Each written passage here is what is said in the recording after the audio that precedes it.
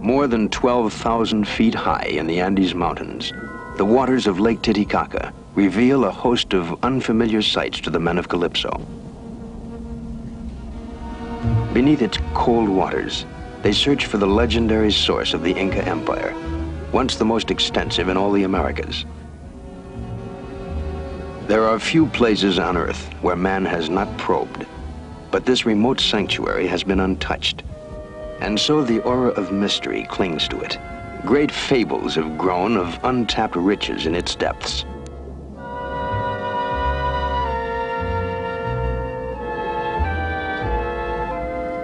Muffled for centuries, each stone becomes a chronicle, hinting at civilizations that predate even the Inca.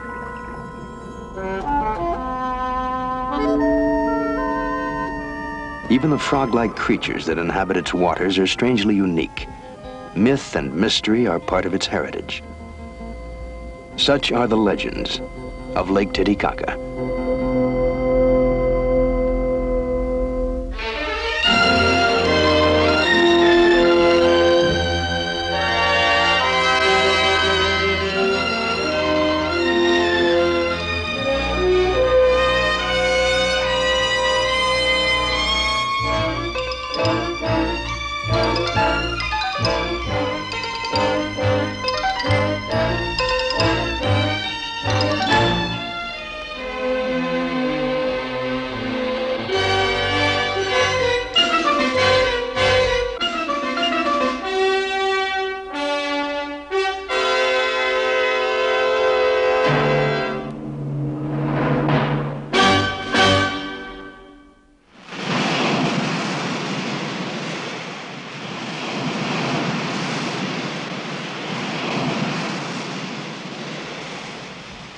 August 14th.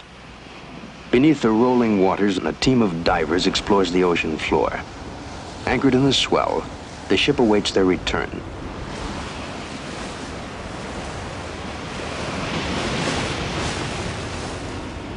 Captain Jacques Cousteau keeps a weather eye out as winds and the sea rise.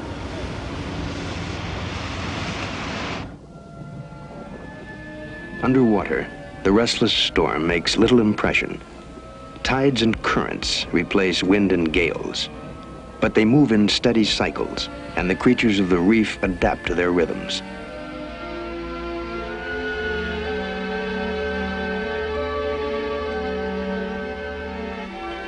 I know how peaceful it is down there. It feels like a three-dimensional rapture. I know what the temptation is to forget the surface and to swim from one surprise to another as erratically as jaywalkers.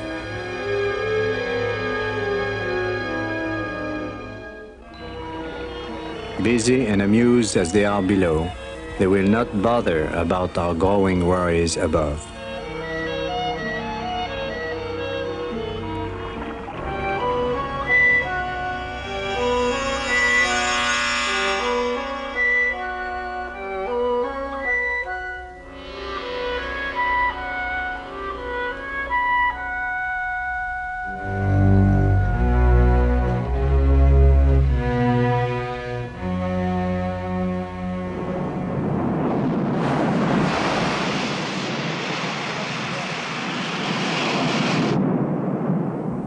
As it often happens in hurricane season, the weather has turned very quickly. I call the divers back before recovery becomes impossible.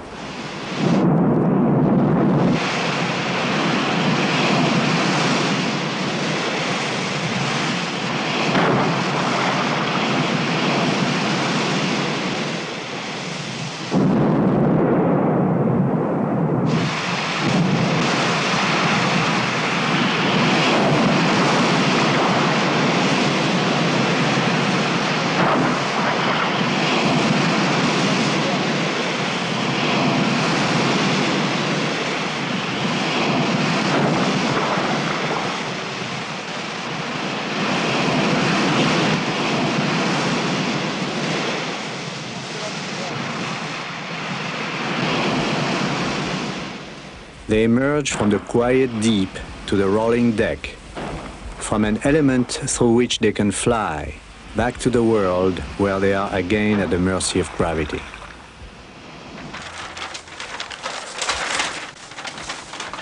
Jean-Paul, we are through with this operation. We should sail as soon as possible to Peru, because in 6 weeks it will be the rainy season on Lake Titicaca. When we are in Matarani, here, we will load the 2 mini-subs and 20 tons of equipment on a railway to cross the Andes Mountains to the lake. Why Lake Titicaca? Well, of course, the name is fascinating in itself, but that wouldn't be enough.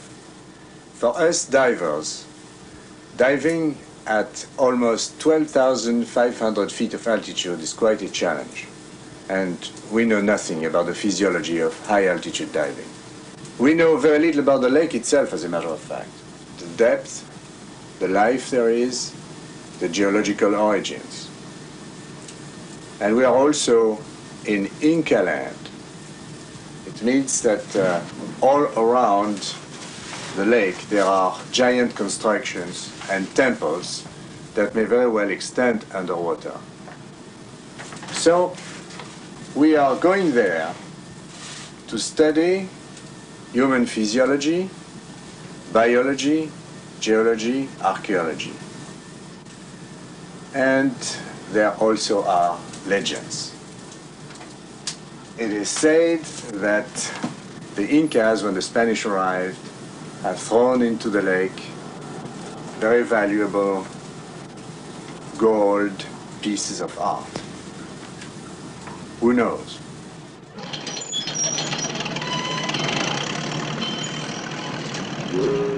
At the Pacific port of Matarani, Peru, a special train awaits to carry 17 men, 20 tons of equipment, and the 2 mini-subs, more than 12,000 feet up into the Andes. Only a skeleton crew remains on board. The others depart the familiar confines of the ship with mixed feelings of anticipation and apprehension. Zoom is left behind for fear of his reaction to a potentially hostile environment. An altimeter will track the ascent in meters of altitude.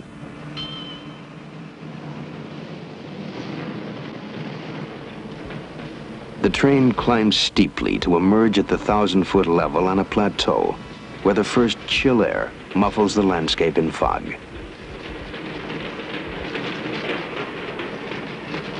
More than 4 centuries ago, the Spanish conquistador Francisco Pizarro crossed these mountains in a cruel and tireless search for gold. Ultimately and tragically, he succeeded. His ruthless looting was a bonanza for the crown of Spain, at the cost of a bigger loss for mankind. At Pampa de Arrieros, the caravan pauses to let the descending train pass.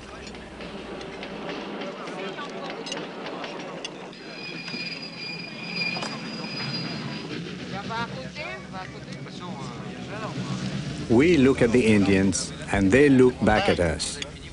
Between us, there is curiosity, but little possibility of understanding. We feel separated by differences as great as the height of the Andes and the depth of the sea.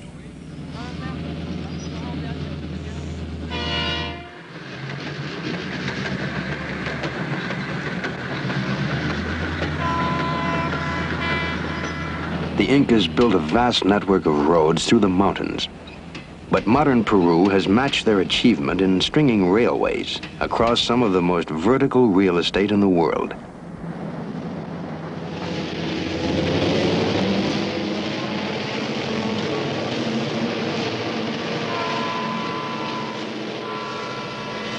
The divers have done little more than sit and watch the scenery go by. But they notice that even normal activities like walking and stooping bring lightheadedness. Crucero Alto, little more than a switching depot on the line, marks the highest point in the journey, 14,666 feet above sea level. From here, the expedition will drop 2,000 feet to the lake itself.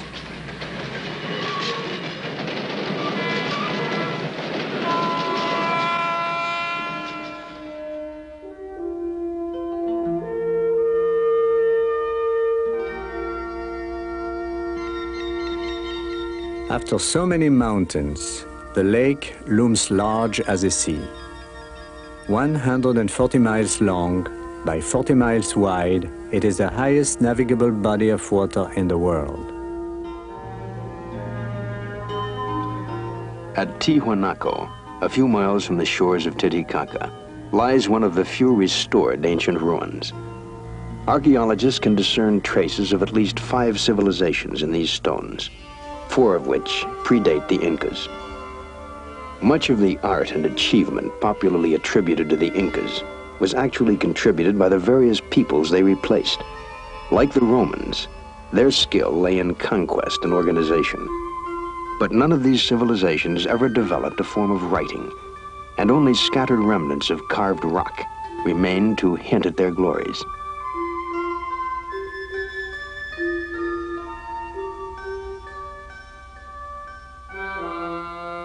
Lake Titicaca forms part of the boundary between Peru and Bolivia. From the Peruvian port of Puno, the expedition crosses to the town of Copacabana in Bolivia, which will be its base of operations. The diving saucers excite the curiosity of the normally reserved mountain people, who immediately declare a holiday and insist on a fiesta.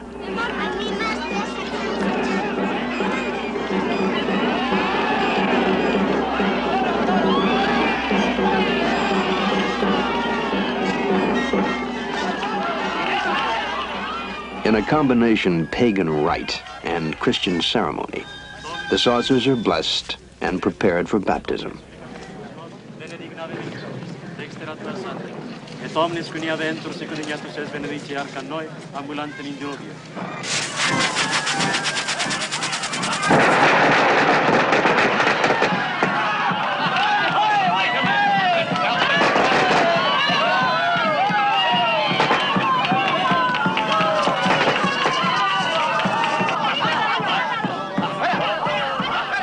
The costumes, made for a dozen different celebrations and dredged out for the affair, represent the Indians' interpretation of church holidays imposed by Spanish missionaries.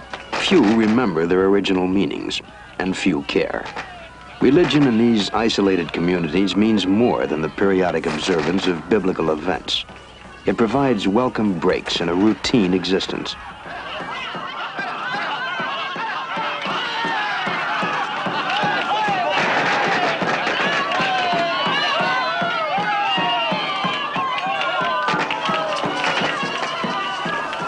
Eager to get on with their work, the crew finds it impossible to shortcut the festivities.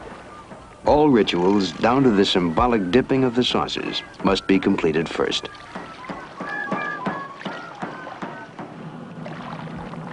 Aboard the barge that will serve as our diving platform, we have a new sense of apprehension. Loading our equipment took immense physical effort. At this altitude, even minor jobs leave us exhausted. The lake seems endless. The surface is foreboding, and our worries about high-altitude diving are magnified by the plight of the cormorants.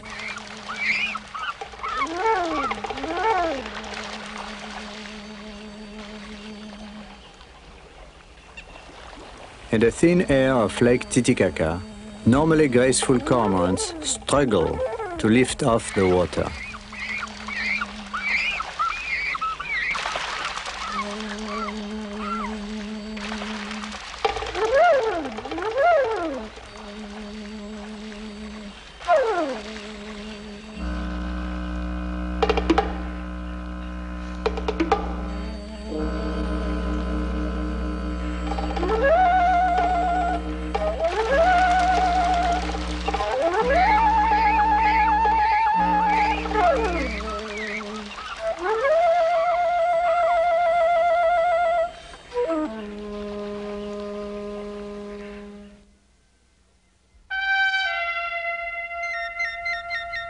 Off the tip of the Copacabana Peninsula lie the once sacred islands, the most likely spots to begin explorations.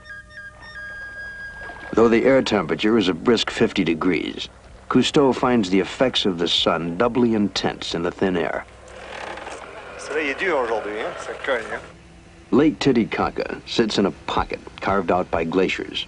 Its water level rose and fell with each ice age. Fed by the snows of the Andes, the lake has no outlet, and today its level is slowly rising again.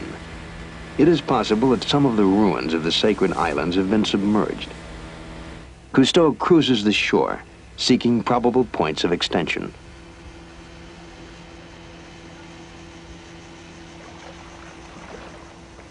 Aboard the barge, the crew prepares to conduct a test dive to determine how the altitude will affect their ability to perform tasks underwater. But the compressor experiences altitude problems of its own. The air does not provide sufficient oxygen for the motor to catch.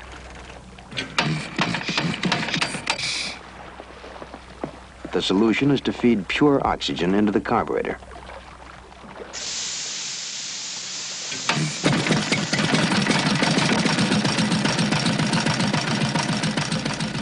Delmotte and Deloire will be first to dive. They have dressed slowly because even the normal routine of putting on equipment is difficult. Before a man can move about with ease, his red corpuscle count, lung size, and metabolism must be altered. But it takes 3 generations for the human body to adapt in this way. We will film the exploratory dive to check the reactions of the divers as well as the visibility below the surface. Our greatest worry now is that exhaustion may overtake the divers.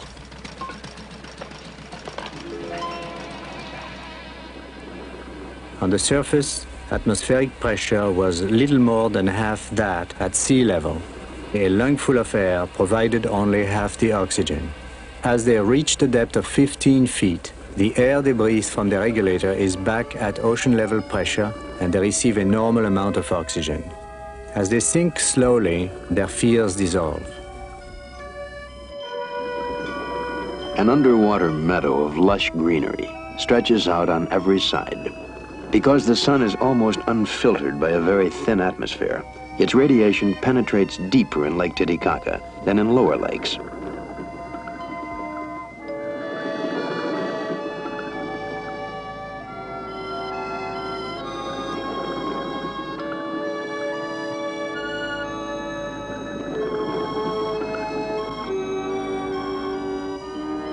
Under the vegetable carpet, the bottom is made of mud and silt, several yards thick.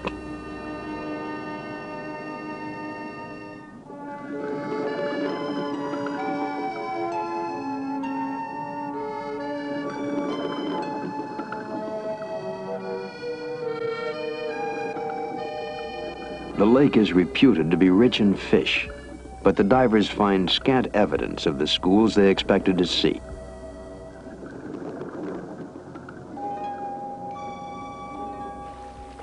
As soon as they return to surface, the men are plagued again by exhaustion. We are pioneering a new field, high-altitude diving. It has its new rules that our physiologists have developed theoretically in Marseille and that we must verify in the field. To avoid decompression accidents, called the bends, decompression stops must be made on the way back to the surface. In the sea, these stops are made at the depth of 20 feet and then again at the depth of 10 feet.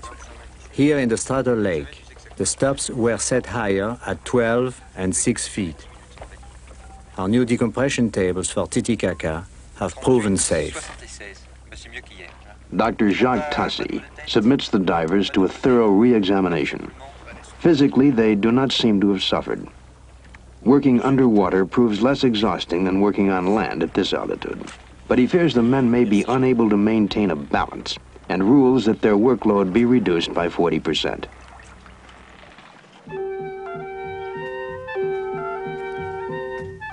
The island of the sun and the island of the moon apparently once played key roles in both the religious and secular life of the Incas. Half-buried foundations literally cover the Sun Island, and on the moon stands the quarters of the Vestal Virgins, the Incas' harem. Archaeologists feel both islands were probably larger at one time. Dumas, an authority on archaeology, marvels at the engineering skill which set huge blocks of interlocking stone with such precision that a razor blade cannot slip between them.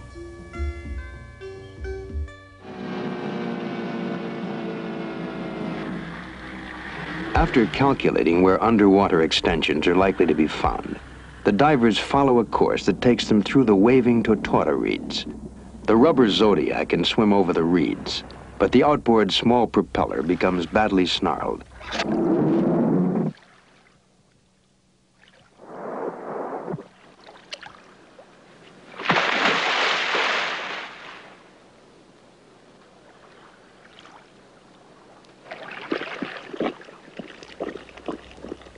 Jean Riant pushes through a sea of algae, seeking an opening.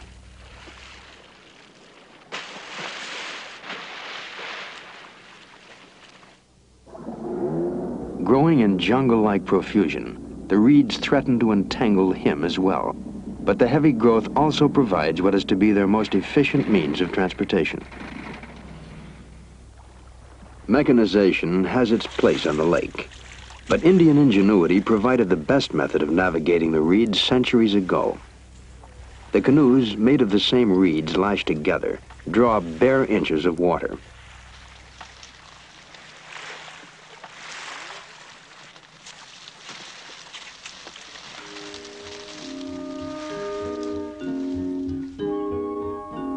Dumas comes upon a huge monolith at the water's edge. Its surface worn, it seems nevertheless to have once been cut and shaped.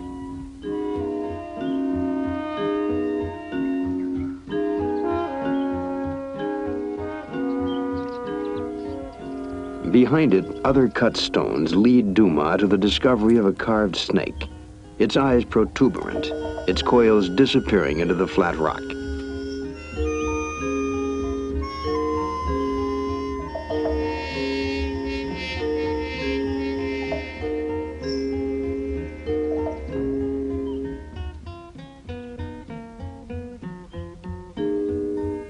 Dumas follows the trail across the narrow point of land to where it meets the water again.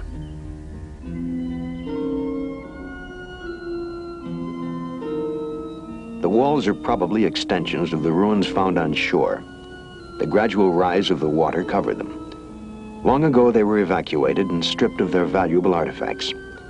They stretch out toward the deep reaches of the lake and back to the dim reaches of history. Said to have once been sheathed in gold, they gave rise to legends of submerged treasure. Now, ironically, the same stones shatter forever the legends they inspired. But for the first time, a total picture of the Incan ruins can be drawn. Perhaps these walls enclosed the temple of the sun god himself. Perhaps these stones echoed to the laughter of the Incas' favorite concubines before the invasion of the conquistadors put a stop to all joy. And perhaps beneath the rocks and the mud lie other secrets still waiting to be disclosed.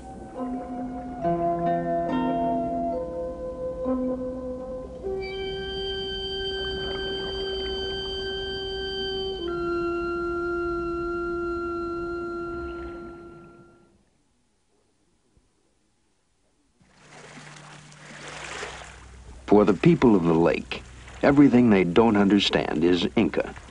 They can provide little useful information, but they direct the divers to the old man of the lake.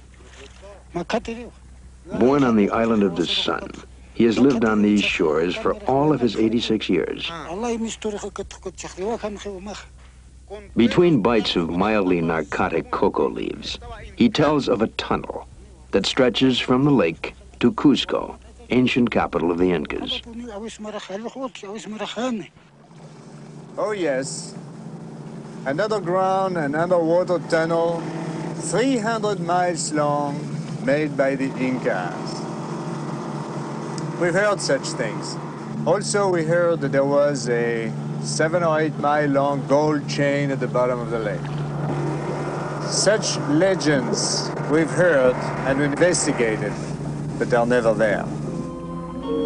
The water is generally clear, offering visibility of at least 60 feet. but the bottom is often a mess of thick reeds and piled stones.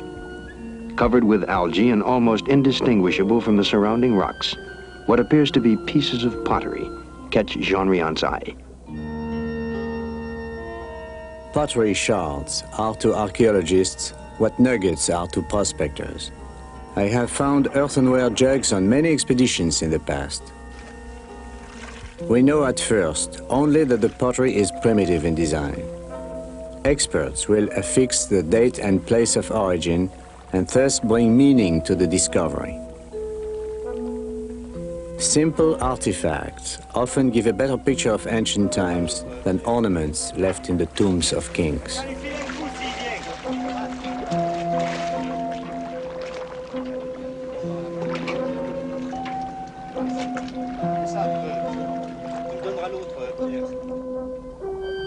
As explorations continue, the absence of fish becomes more noticeable. It is known that fish form a mainstay in the diet of the people who live on the lake. Diver Riant decides to investigate one of the floating villages of the Uru Indians. The Urus once flourished at Titicaca, but now number less than 200 people. And although they literally live on the water, they fear it, believing anyone who falls in will die instantly.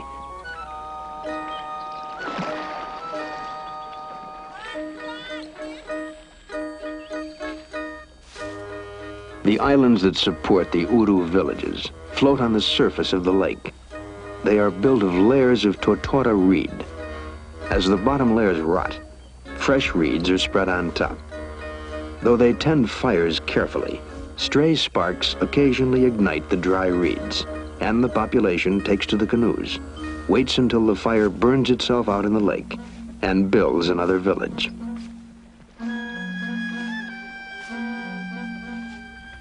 To a superstition-ridden people, Riant represents the incomprehensible world of modern society.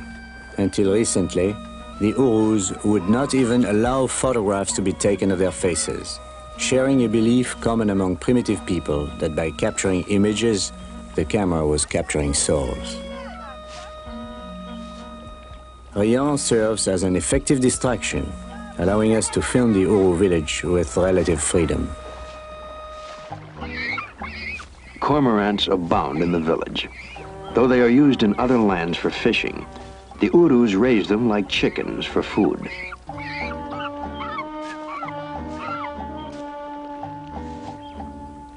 Were modern education more effective, Riant might have missed his most significant find. On his walk, he has seen items of pottery identical to the samples taken from the lake.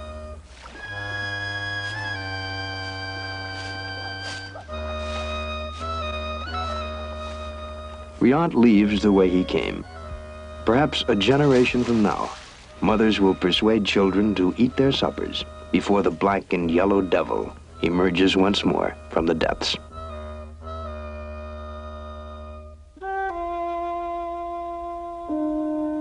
One by one, ancient cultures have taken root here and passed on.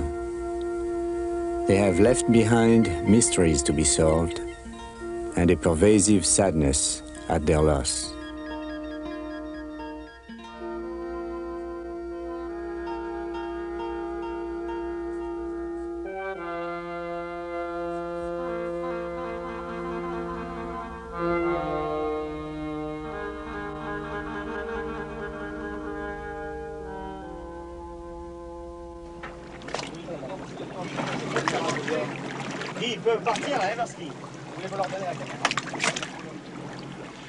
For 4 weeks, the divers have scouted the lake bottom as far as they could. Final scrutiny of the deep pools will be left to the mini-subs. As these are prepared, the divers begin investigations on the animal life of the lake.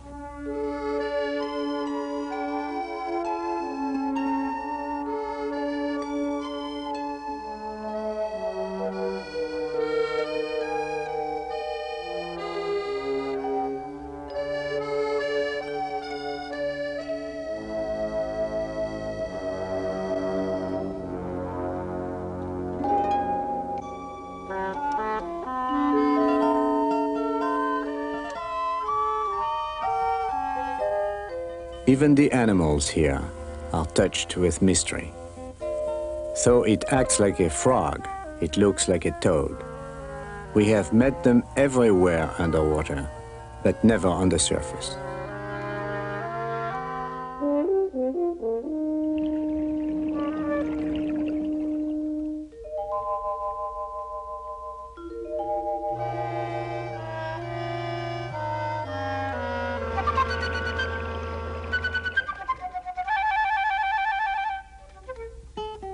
Bearing the unwieldy scientific name Telmatobius coolius, or bag that lives in the marsh, these toads are unique to Lake Titicaca. Most toads are amphibious. They must surface to breathe and live as much of their lives out of the water as in. In Telmatobius coolius, the lungs have atrophied past the point of use, yet none possess gills like fish. They breathe instead through bag-like folds of skin. Minute capillaries in the skin take oxygen directly from the water. The question remains, what drove our friends to this underwater existence? It is probable that the thin air of the Andes did not supply enough oxygen for their small lungs. So they became aquatic.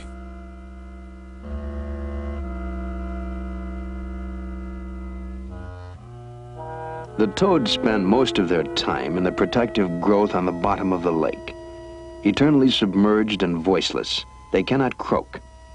Without a mating call, they perform a mating dance, 2 by 2, in delicate pantomime.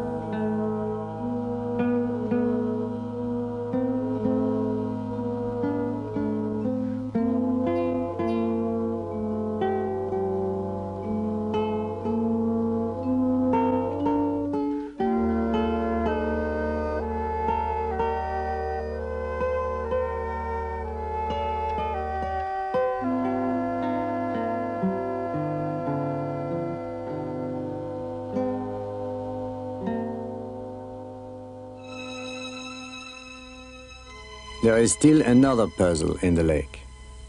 We come across scores of dead or dying fish scattered among the weeds. Some appear bloated, some misshapen. None seems to have been killed for food.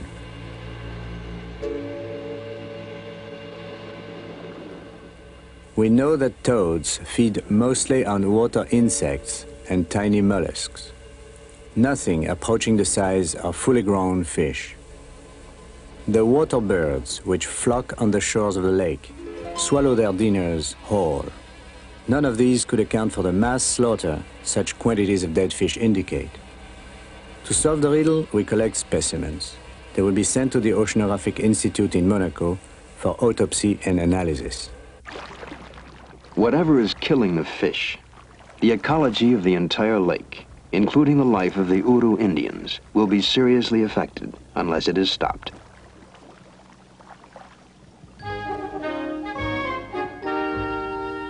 The incredible number of toads encountered prompts further study, a representative census of their population in Lake Titicaca. Since there is no part of the lake where divers did not find toads, Cousteau directs the crew to mark off an area of roughly 1 acre. The men will collect every toad inside the lines, count the catch, and multiply to arrive at a rough estimate of the total number. For the toads seem to constitute a settled community, with no natural enemies, and no place else to go.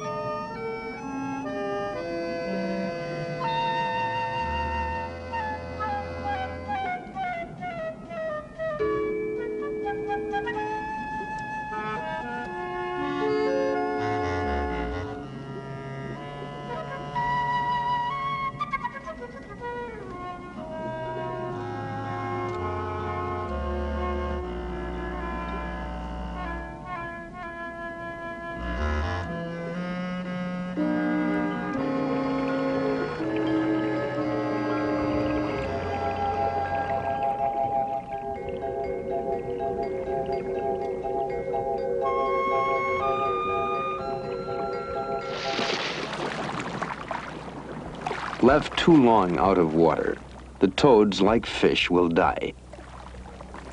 But collection proceeds rapidly.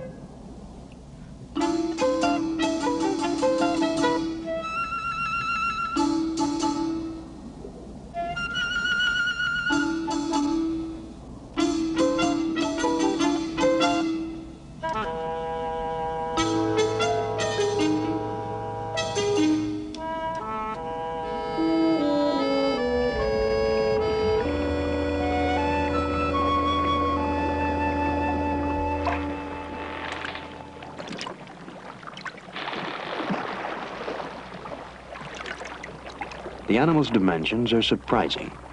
Stretched out, they average 2 feet in length, with feet and legs almost twice as long as the body. They weigh up to 6 pounds.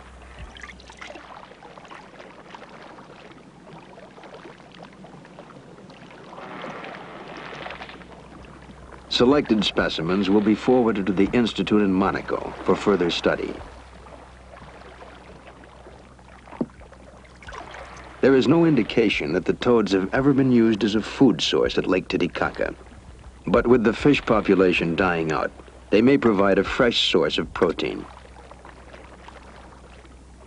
Telmatobius coolius does not possess a uniform pattern of color or design.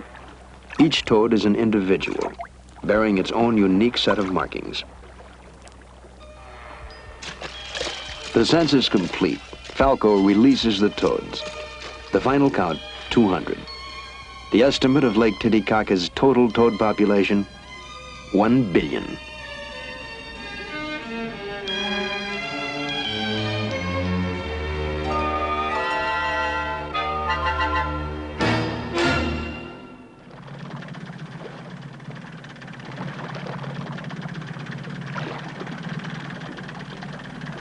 Eager to join his longtime friend in another underwater expedition, Dr. Harold Edgerton arrives from MIT and quickly readies his special sonar equipment. A highly sophisticated device, its acoustic signal indicates not only depth, but the nature of the bottom, mud, sand, or rock. It was invented by Edgerton, who was also creator of the strobe light.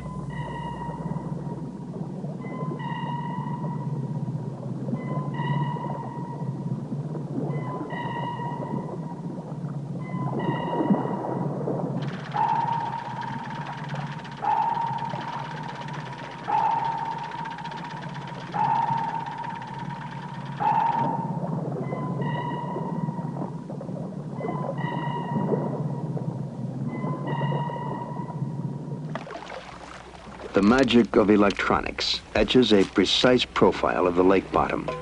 Baby, I wish to show you many of these records made in Lake Titicaca around the island of the sun and the island of the moon. One of the most interesting areas has been plotted up on another chart, which shows Sun Island, the main island of Copacabana. This map shows many records, sonar records, that have been consolidated into one map showing a ridge that comes up to about 50 feet deep, another ridge which comes up to the surface at this point and then disappears at about 330 feet deep. And in between these, there's a sediment pond that's about 400 feet deep. Now, this would make a very, very interesting place for you to dive with the Scuba, because you would have an absolute, almost a complete flat bottom coming up to sharp rocks, which rise almost directly, vertically from the sediment layers.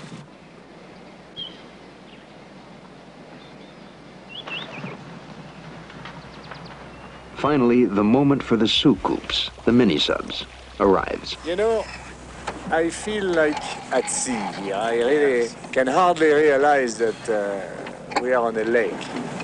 Here in Lake Titicaca, in freshwater, the mini-subs will probably be 150 pounds heavy. We have to add some floats, additional floats that we don't need in the sea, that we are going to bolt on top of the saucers to compensate for this negative buoyancy. And we hope our pilots will be able to maneuver just as easily in Lake Titicaca as they do in the ocean. The barge in position. The crew makes a final check. Cousteau and Falco will man the subs.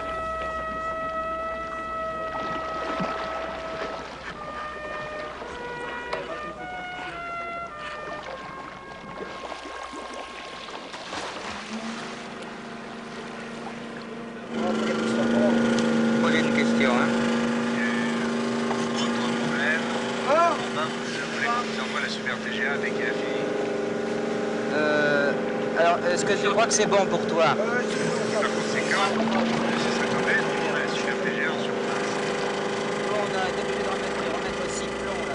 From inside, Cousteau reports all systems perfect.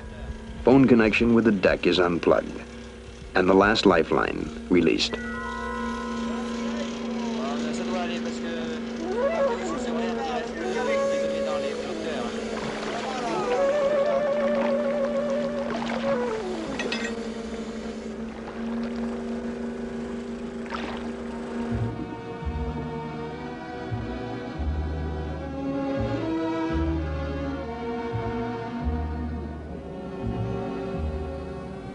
A diver accompanies the mini-subs as far as 100 feet to make sure they have not been damaged in the long trek from Matarani. Using the lights of the subs, Cousteau and Falco signal farewell.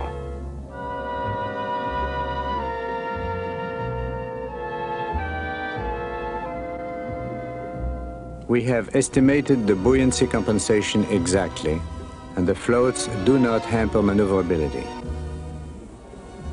Surrounded by the familiar machinery of the mini-subs, we feel less alien in this strange environment.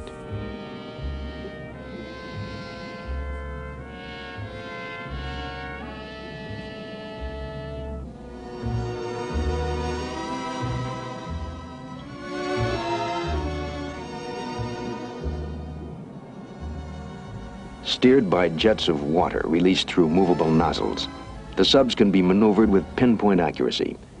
Cameras are mounted to film what the eye sees. The subs not only open new areas for underwater exploration, but also bring back a permanent record.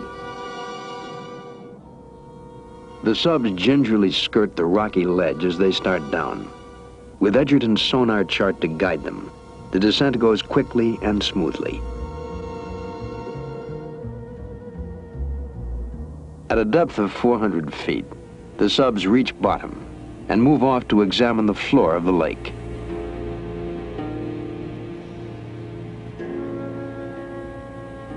Falco and I exchange remarks over the sonar telephone, and we cannot help constantly referring to our experiences in the sea. The water of the lake is almost as clear as deep ocean water. Freshwater plankton is thinner than that of the sea. The sediment at the bottom of the lake, as measured by Edgerton, is at least 35 feet thick. What Falco and I feel but do not express is the thrill of seeing what no man has seen before.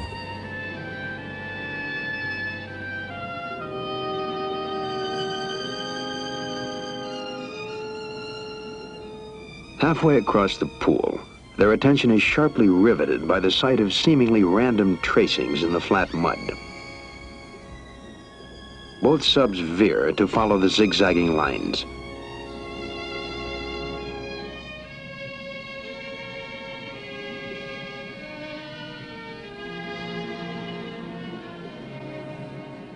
The tracks had been made by our old friends. I was shocked. There has never before been a record of toads living at depth of more than 400 feet.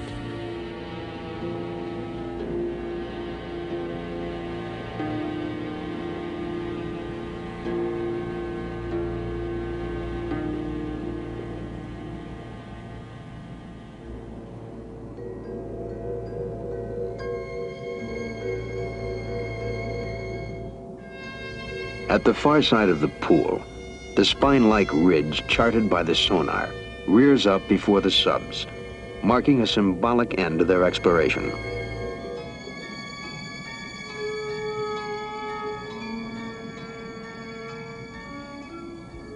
Cousteau signals Falco to start up. They carry away a wealth of new knowledge and the certain end of Lake Titicaca's fanciful legends of Inca gold.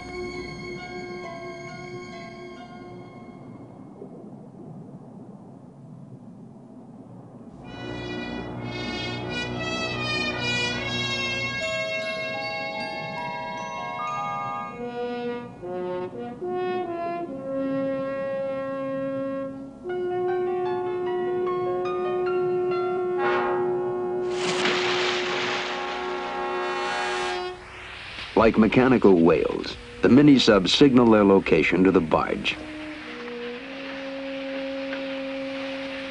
In the last instant of our journey, the appearance of the submarines at the surface spans 1,000 years in the history of Lake Titicaca.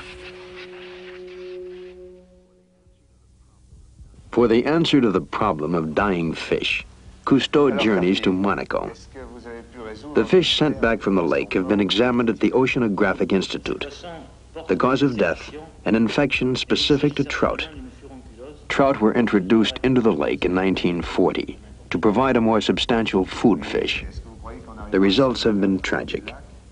Now biologists are already at work, seeking countermeasures before both trout and native fish succumb, leaving the toads in sole possession of the legendary source of the Incas.